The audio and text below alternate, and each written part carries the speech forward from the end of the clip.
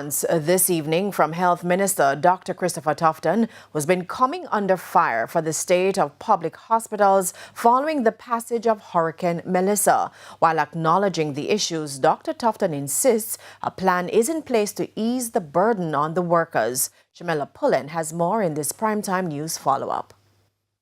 Cornwall Regional Hospital in St. James and Mandeville Regional Hospital are among the facilities operating beyond capacity, with bed occupancy exceeding 100%.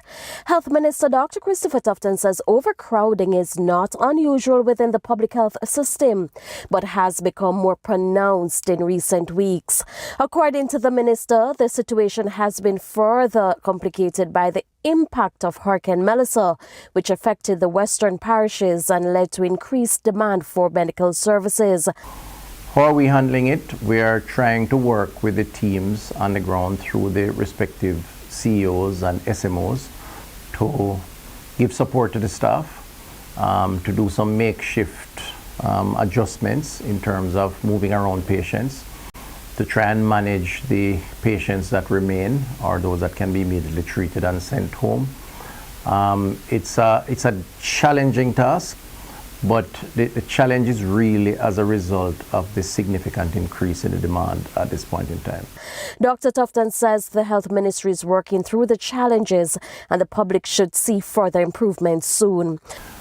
For those hospitals in the hurricane belt, like Black River, Westmoreland, Cornwall Regional, those definitely were impacted by the storm. Now, contractors are actively building back those wards, and we do anticipate that over the next week, a number of weeks, you will see additional capacity, for example, at Cornwall Regional, where the contractors are completing those wards.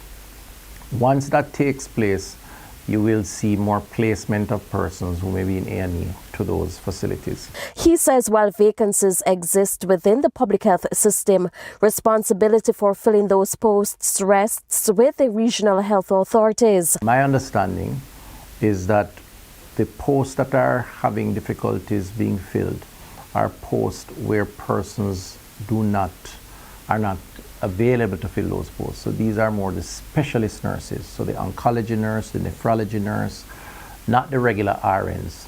I'm sure there are cases where we need RNs and maybe the HR department in a particular institution may not be doing as much as they should.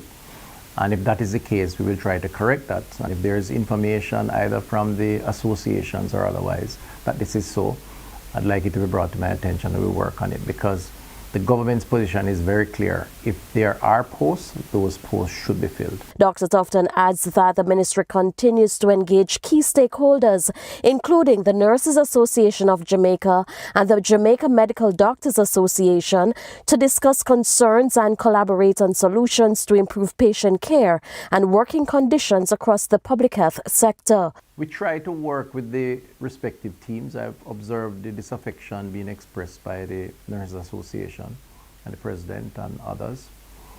You know, maybe we need, and I certainly will reach out to have some dialogue on the issue, because I think communication is always going to be important. But you know, we need to also face that context is that the wards are being repaired. It's not that they are not being repaired, and we have to wait until they are repaired because the hurricane came and it created extensive damage. What we have to do, therefore, all of us are going to make sacrifices, and that's what we have to do.